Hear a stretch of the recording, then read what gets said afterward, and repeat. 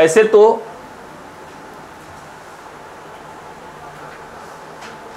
Paris peace conference में कई प्रकार की संधियां की गई,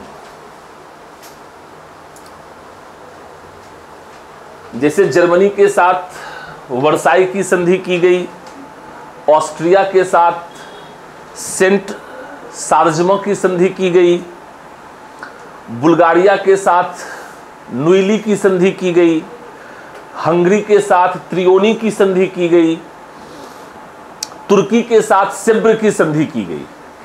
लेकिन हमारे लिए जो सबसे अधिक महत्वपूर्ण है वो वर्साई की संधि और द्वितीय विश्व युद्ध के लिए वर्साई की संधि का उत्तरदायित्व क्या है, ठीक है ना। अर्थात द्वितीय विश्व युद्ध के लिए वर्साई की संधि उत्तरदायी है या नहीं, इस बात का विश्लेषण हम करेंगे जो जर्मनी के साथ किया गया है। तो वर्साई की जो संधि है इसमें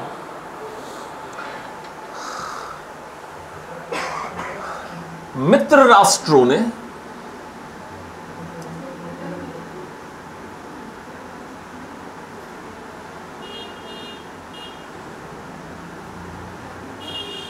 जर्मनी को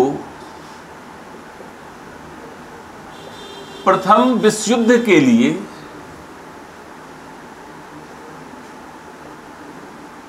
पूर्णतः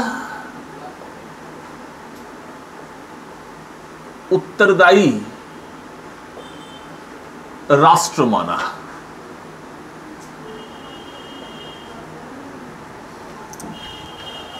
जर्मनी का यह आरोप था कि जिन शर्तों पर उसने आत्मसमर्पण किया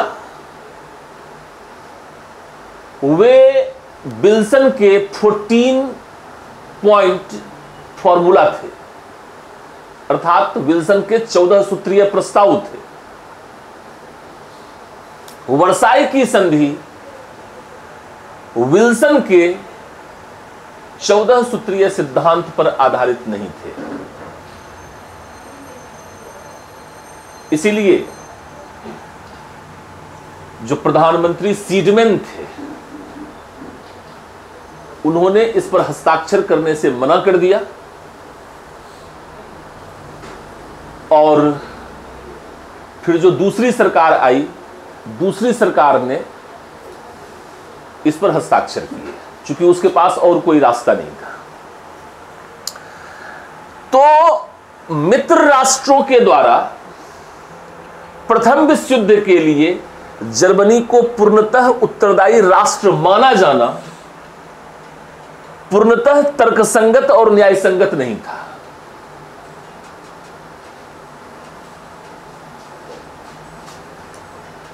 To consider only one responsible country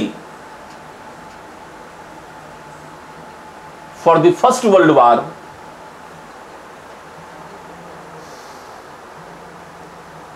was not just.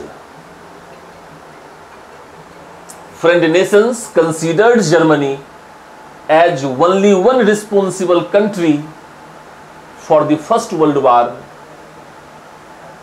was not just.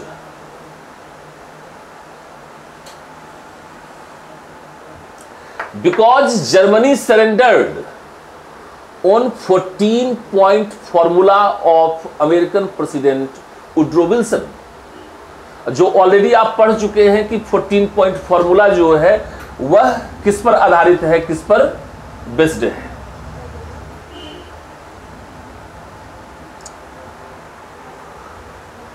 Clear है। अब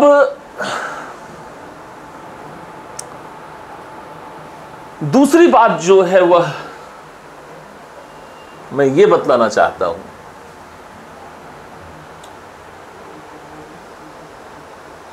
कि जर्मनी के एक प्रधानमंत्री सीडमैन के द्वारा इस्तीफा देने के पश्चात गुस्ताव बायर जर्मनी के प्रधानमंत्री बने और उनको वर्साई की संधि पर हस्ताक्षर करने के लिए जो स्थान चुना गया था वह भी सही नहीं था।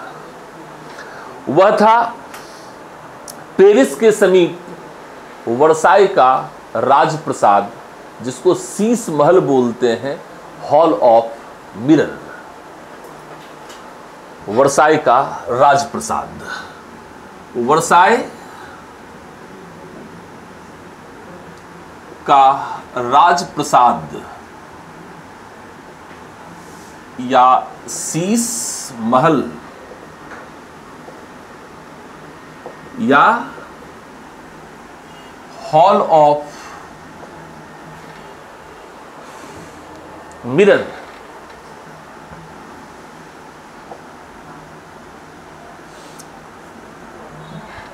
जो पेरिस के नजदीक था, जो पेरिस के समीप था और जहां 50 वर्ष पूर्व कैसर विलियम सेकंड को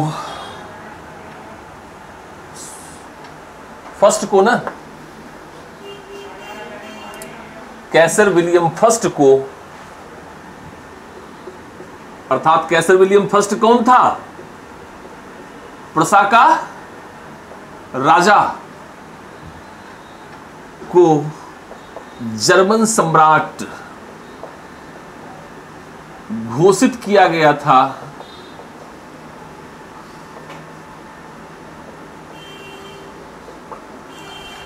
1870-71 के सेडान के युद्ध में फ्रांस को बुरी तरह पराजित कर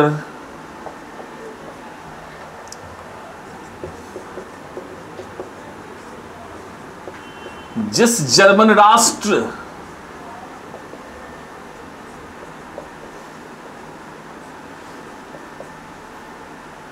का जन्म हुआ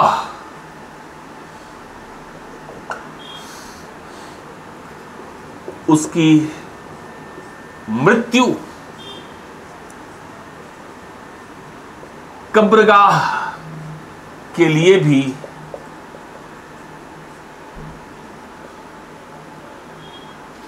उसी को चुना जाना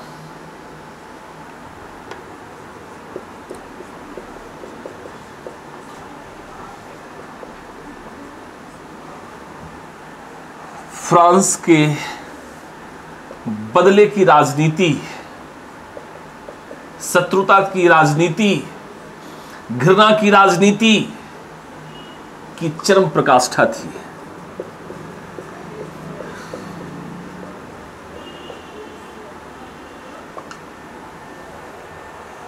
इससे अधिक राष्ट्र का अपमान नहीं हो सकता है। और कैसर विलियम फर्स्ट के पुत्र कैसर विलियम सेकंड को प्रथम विश्व युद्ध के लिए युद्ध अपराधी घोषित किया गया और उसे दंड देने की घोषणा की गई।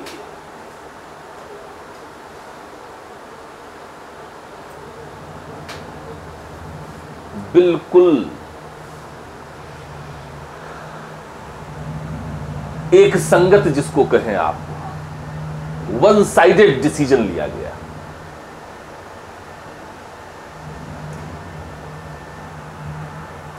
तो वर्साई की संधि पर हस्ताक्षर के लिए जो महल चुना गया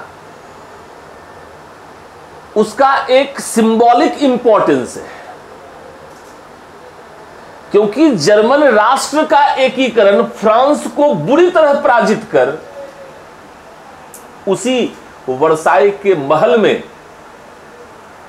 प्रसा के राजा को जर्मनी का राजा घोषित किया गया था और वहीं पर उनको संधि पर साइन करने के लिए बुलाया गया था। जहां पर जब साइन हो रहा था तो जनता पत्थर चला रही थी। जनता में घोर विद्वेष और घृणा व्याप्त हो गया उसी दिन जिस दिन संधि की शर्तों पर साइन हुआ। लेकिन फ्रांस और ब्रिटेन की यह घोषणा करने के बाद कि यदि जर्मनी संधि पर हस्ताक्षर नहीं करता है तो उस पर आक्रमण किया जाएगा, इसके पश्चात जर्मनी के पास कोई चारा था नहीं, अंततः उसने साइन कर दिया। लेकिन मन से ना तो जर्मनी के नेताओं ने इसको स्वीकार किया, ना ही जर्मनी की जनता ने इसको स्वीकार किया। तो लिख लीजिए, place where German government, German representatives had to sign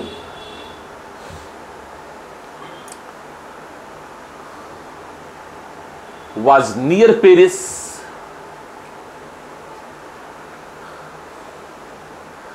it was Hall of Mirror of Versailles, where 50 years ago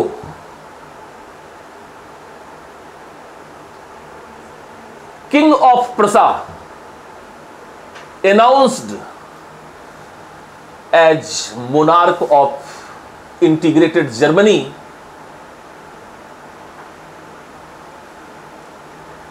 after defeating the France in War of Sedan in 1870 and 71.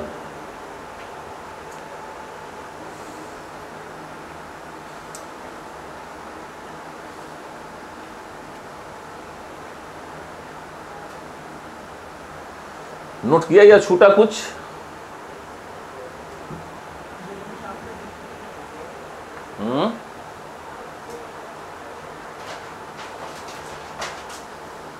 क्या बोल रहे हैं? कुछ छूटा तो बोलिए ना। नोट कर लिया? In war of Sedan in 1870-71 after defeating the France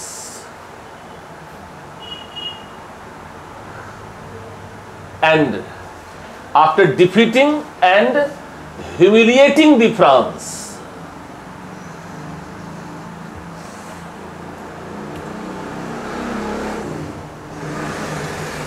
place of birth of Germany became,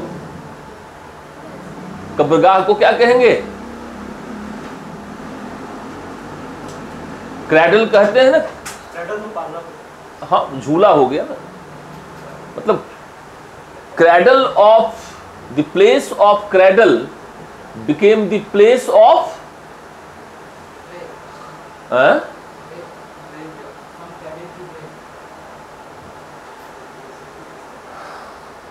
place of birth became the place of death. लिख लीजिए। वैसे कब्रगाह को इंग्लिश में क्या कहते हैं, थोड़ा एक बार सर्च कर लीजिएगा।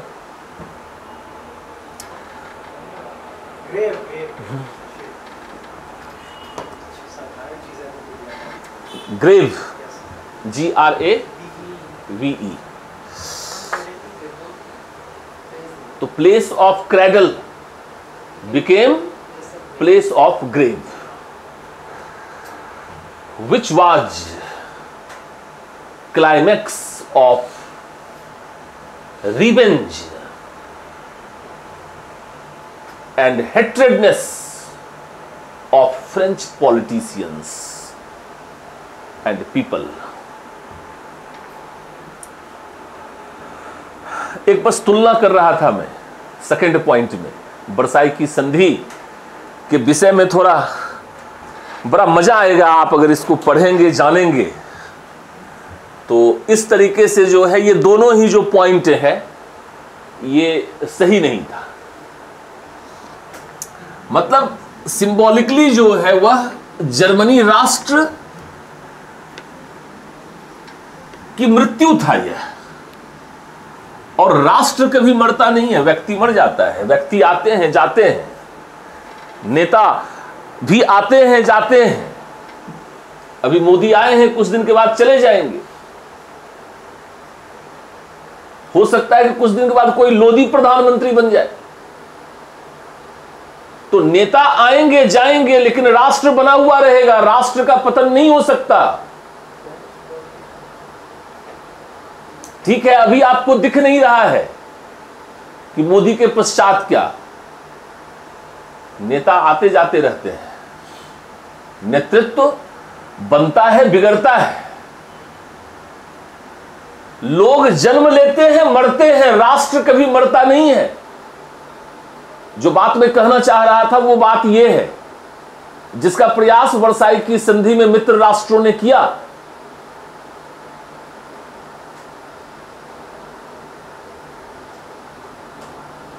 अब वर्साई की संधि के कुछ प्रावधानों को देख लीजिए, ताकि जो बात मैं आपको कह रहा हूं वो स्पष्ट हो जाए कि क्या वास्तव में यह जर्मन राष्ट्र की मृत्यु के लिए उपयुक्त दस्तावेज था या नहीं था।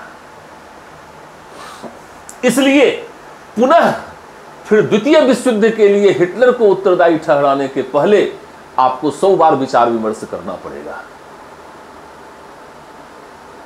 हिटलर का उदय हुआ नहीं होता यदि जर्मनी के साथ न्यायपूर्ण व्यवहार हुआ होता और जर्मनी के साथ सम्मानजनक व्यवहार हुआ होता।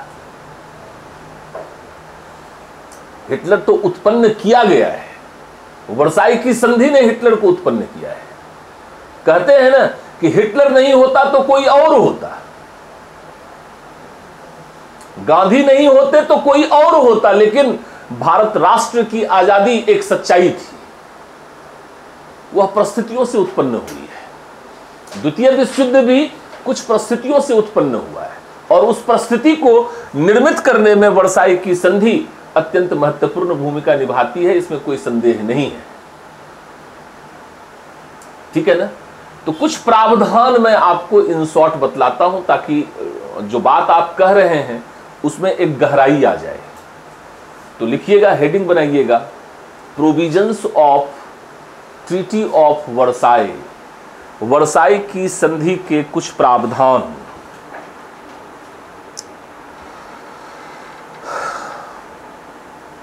पहला पॉइंट लिखिएगा, जर्मनी से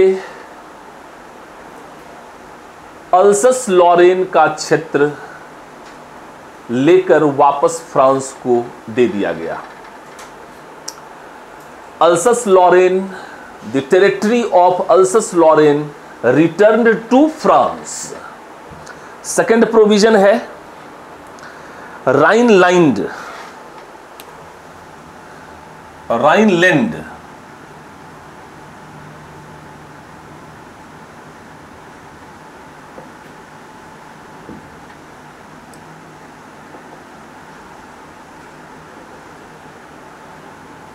जो फ्रांस की सुरक्षा के दृष्टिकोण से अत्यंत महत्वपूर्ण था। हमने राइनलैंड की बात जर्मनी के एकीकरण के समय भी हमने की थी कि फ्रांस की महत्वाकांक्षा राइनलैंड में थी। अगर जर्मनी के एकीकरण वाली क्लास में आप हो तो हमने ये बतलाया था कि राइनलैंड में फ्रांस की राजनीतिक महत्वाकांक्षा थी। राइनलैंड का क्षेत्र वह प्राप्त करना चाहता था क्योंकि वह फ्रांस के निकट हुआ करता था। तो 15 वर्षों के लिए राइनलैंड को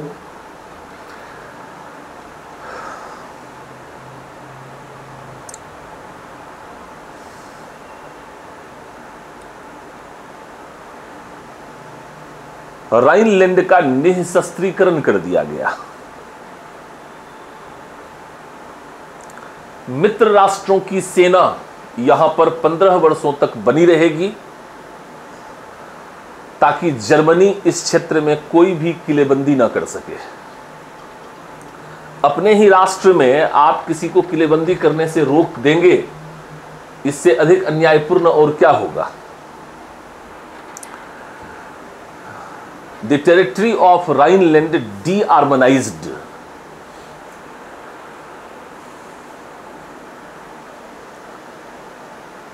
राइनलैंड का विसैन्यीकरण कर दिया गया, निःशस्त्रीकरण कर दिया गया।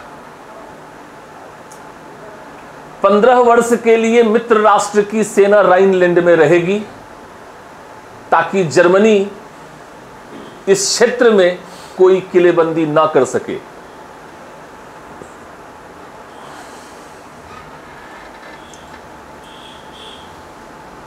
For 15 years, the army of friend nations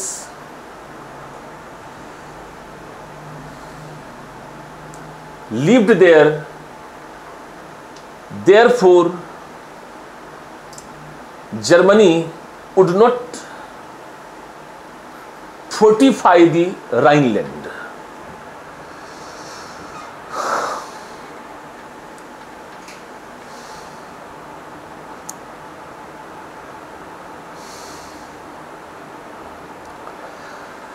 तीसरा पॉइंट है सार क्षेत्र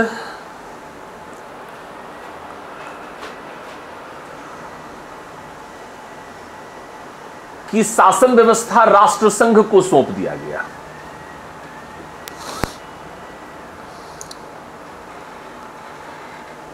कोयले की खानों का स्वामित्व फ्रांस को दे दिया गया।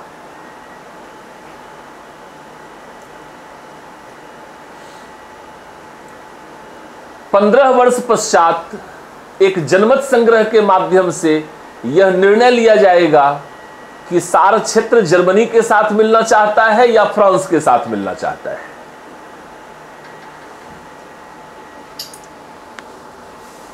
क्लियर है मेरी बात? सार क्षेत्र का प्रशासन राष्ट्रसंघ को सौंप दिया गया। एडमिनिस्ट्रेशन ऑफ सार reason handed over to League of Nations.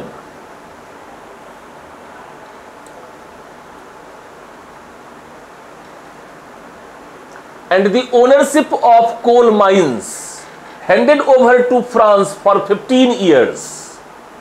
15 वर्षों के लिए सार क्षेत्र की कोयला की खानों का स्वामित्व फ्रांस को दे दिया गया। After 15 years, by a referendum, it would be decided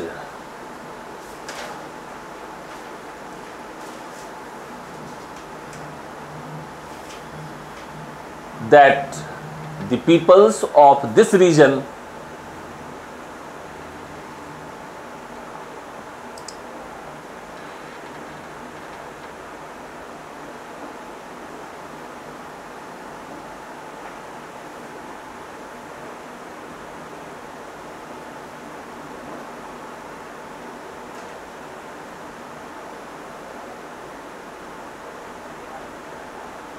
would be decided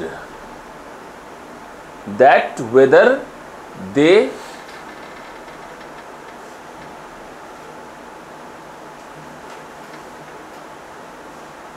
would be wanted to live in Germany or France. और सुनिए, इतना पर ही समाप्त नहीं होगा। यदि सार क्षेत्र की जनता जर्मनी में मिलना चाहती है तो फ्रांस को उचित मूल्य देकर कोयला की खदानों को जर्मनी को फिर से खरीदना पड़ेगा। उसी का खान है और उस खान का उचित मूल्य दिया जाएगा फ्रांस को और जर्मनी को उसे खरीदना पड़ेगा।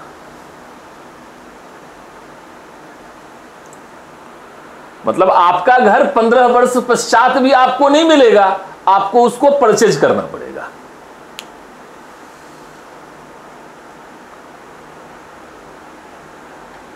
If peoples of Saar region would be decided to live with Germany, then Germany had to purchase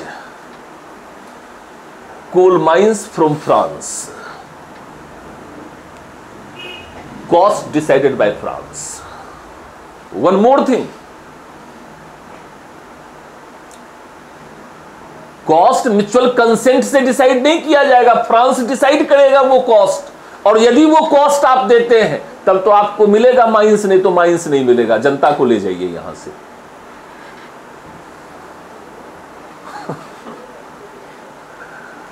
ठीक है, मतलब प्रशासन आपके हाथ में रहेगा, निजामत, और दीवानी फ्रांस के पास रहेगा। बात आई समझ में या नहीं आई समझ में?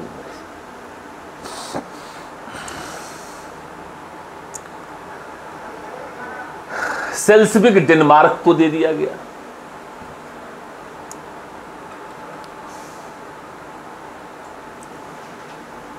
सेल्सविग डेनमार्क को दे दिया गया।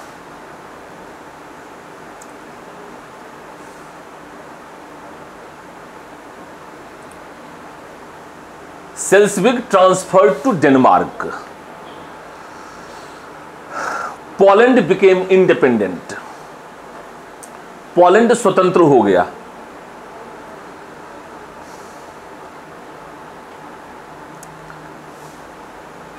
Danzig port became independent.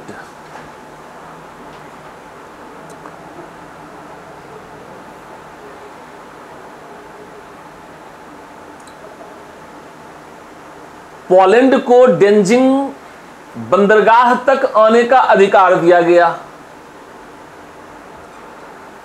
डेंजिंग बंदरगाह स्वतंत्र नगर बन गया और पोलैंड को डेंजिंग तक आने का मार्ग दिया गया।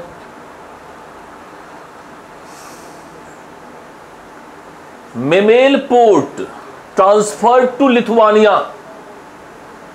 मेमेल बंदरगाह लिथुआनिया को दे दिया गया। ऐसे लगता है जैसे सेल लगा हुआ हो। Memel port transferred to Lithuania.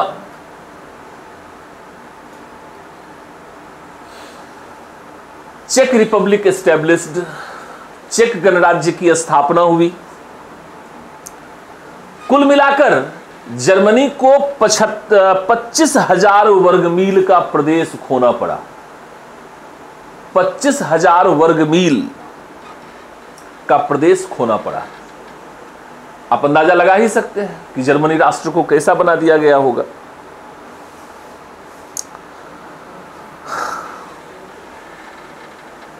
Germany को अपने समस्त उपनिवेश खोने पड़े। नेक्स्ट पॉइंट में लिखिएगा, Germany had to lose all of the colonies.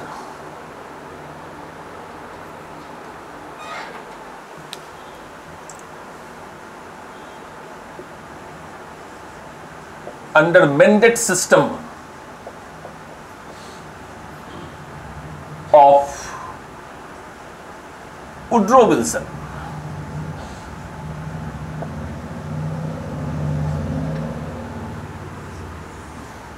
इसको कहते हैं वुड्रो विल्सन की संरक्षण की प्रणाली। वुड्रो विल्सन के संरक्षण की प्रणाली के अंतर्गत जर्मनी को समस्त उपनिवेश खोने पड़े। समस्त उपनिवेश खोने पड़े।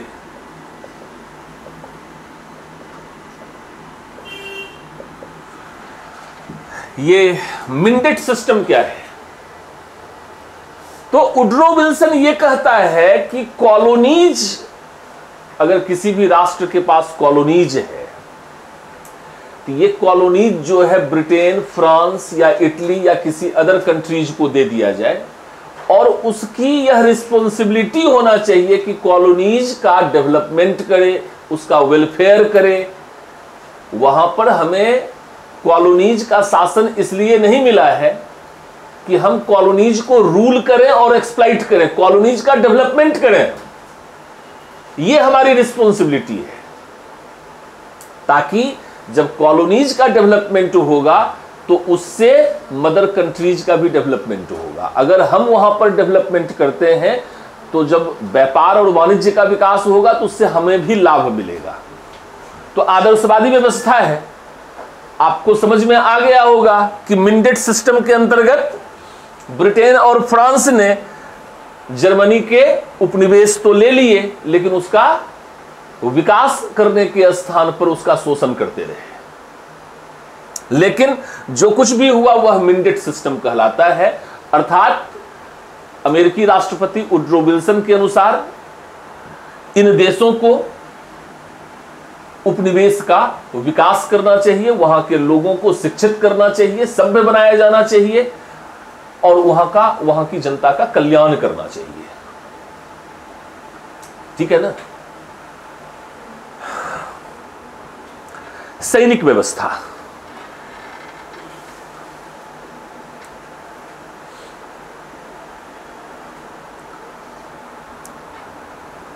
जर्मनी की नौसेना में सिर्फ 6 युद्धपोत होंगे, 6 फ्लीट।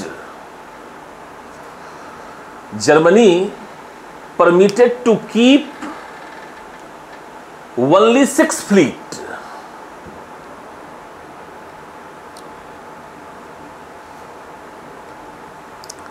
Air force abolished.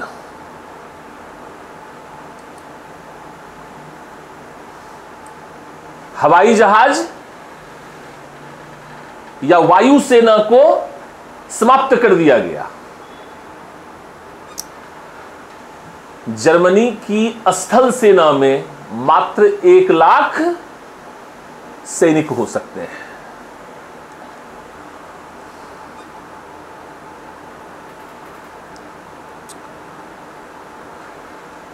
जर्मनी का निःशस्त्रीकरण कर दिया गया। जर्मनी के सारे पनडुब्बी ले लिए गए।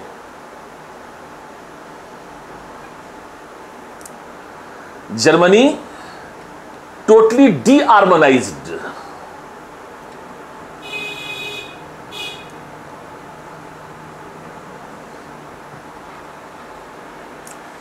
आर्थिक व्यवस्था,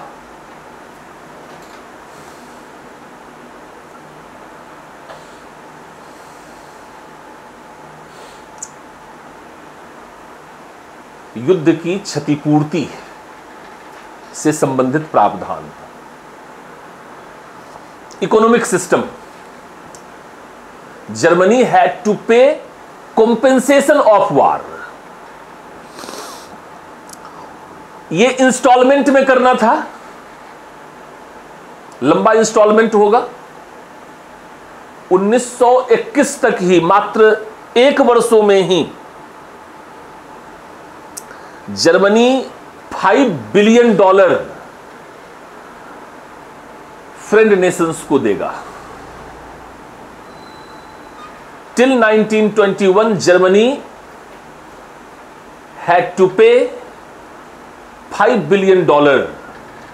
1921 तक जर्मनी को मित्र राष्ट्रों को $5 अरब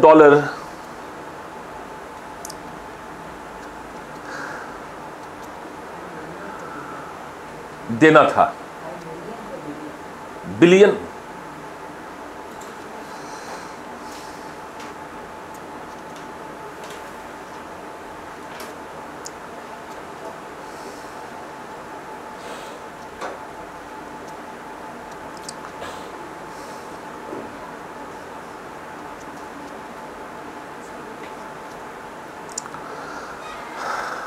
वर्साई की संधि का मूल्यांकन, evaluation of treaty of Versailles.